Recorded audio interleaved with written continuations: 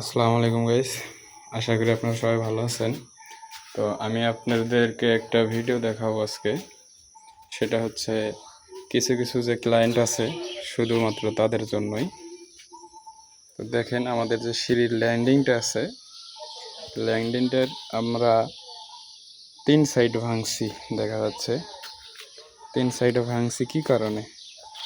সে কারণটা হচ্ছে আমরা যে ল্যান্ডিংয়ে গাঁথনি দিব, ল্যান্ডিংয়ে গাঁথনি দিলে কোথায় গাঁথনিটা দিতে হয়।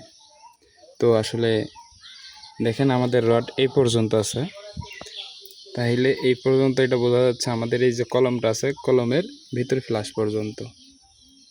তাহলে আমরা যে গাঁথনিটা দেব হচ্ছে কলমের মিডল পর্যন্ত, মানে কলমের ভিতর ফ্লাশ থেকে 5 ইঞ্চি পর্যন্ত আমরা গাঁথনি দেব। তো সেই ক্ষেত্রে এখানে যে রড প্রয়োজন, গাঁথনির যে লোডটা থাকবে সেই রডগুলো এখানে নাই। বিশেষ করে কলমে একটা বিম দিতে হয় কনসেল, সেই বিমও দেওয়া নাই। আর বিম না দিলেও চলতো যদি কলম থেকে রড বের হইতো, এবং কি যে বান্ডারের যে রডটা দেখা যাচ্ছে এই বান্ডারের রডটা যদি ওইদিকে 5 ইঞ্চি আরও যাইতো তাহলে আমরা ঢালাইটা ভাঙতাম না।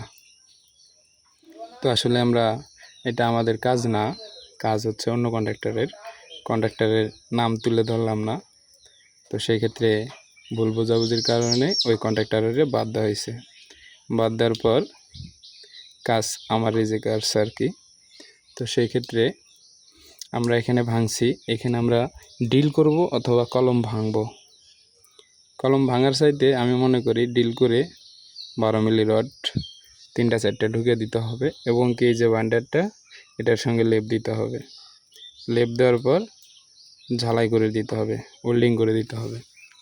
তো আসলে সামনেও ওই একই অবস্থা, দেখেন কর্নারে রড নাই, অথচ 4 কোনা অবস্থায় ঢালাই করছিল। আর এই পাশেও ওই একই অবস্থা, কলমে দেখেন একটা রডও নাই।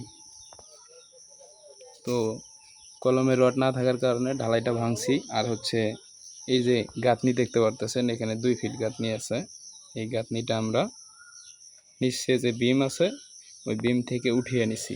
উঠিয়ে নেওয়ার পর এখানেও ওই একই সিস্টেমে আমরা ডিল করে রড ঢুকাবো। রড ঢুকিয়ে এই যে বান্ডারের সঙ্গে বেঁধে দেবো। বেঁধে দেওয়ার পর ওয়েল্ডিং করা লাগবো, ওয়েল্ডিং করে শাটারিং করে ঢালাই করব। তো আসলে আজকের এই ভিডিওটা মূলত হচ্ছে যে কিছু কিছু আমাদের যে বাড়িওয়ালারা থাকে তারা সাইডে ইঞ্জিনিয়ার রাখে না।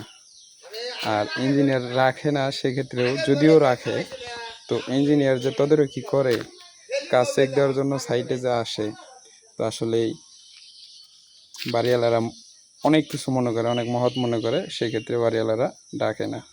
তো এই সাইডে ইঞ্জিনিয়ার নাই তা বলবো না, ইঞ্জিনিয়ার আছে, কিন্তু ইঞ্জিনিয়ারকে ঢালাই করার আগে যে চেক দিতে হয় কাজগুলো, রড ব্যান্ডিং ঠিক আছে কিনা, মাপজোক ঠিক আছে কিনা, এই ক্ষেত্রে চেক দেওয়ার জন্য ইঞ্জিনিয়ারের ডাকা হয় নাই। তো সেক্ষেত্রে কন্ট্রাক্টর যতটুকু পারছে নিজের জ্ঞানে ঠিক ততটুকুই করছে। তো আসলেই হাতে যন্ত্র নিলেই মিস্ত্রি হওয়া যায় না, আর হচ্ছে কন্ট্রাক্টারই সাজলেই কন্ট্রাক্টর হওয়া যায় না। তো আমি নিচে যা দেখাবো আপনাদেরকে আরও কিছু ভিডিও। তো আসলে কাজটা এত পরিমাণ নর্মাল হয়েছে সেটা বলার বাহিরে। তো আপনাদেরকে দেখাচ্ছি নিচে থেকে, এই যে দেখেন কি অবস্থা। আমরা নিচ থেকে 10-এর গাঁথনি উঠাইছি, এই পাশেও নিচ থেকে 10-এর গাঁথনি উঠাইছি। আমাদের মূলত এখন প্রয়োজন এই গাঁথনিটা।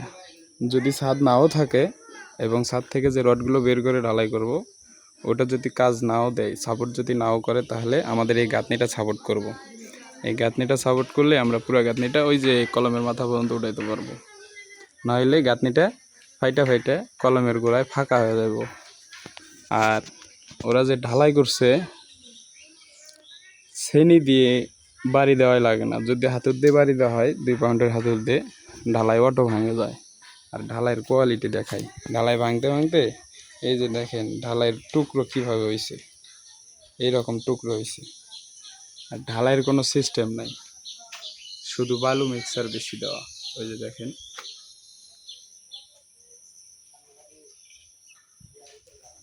তো আসলেই আমি বলবো যে আমাদের যে ক্লায়েন্টগুলো থাকে,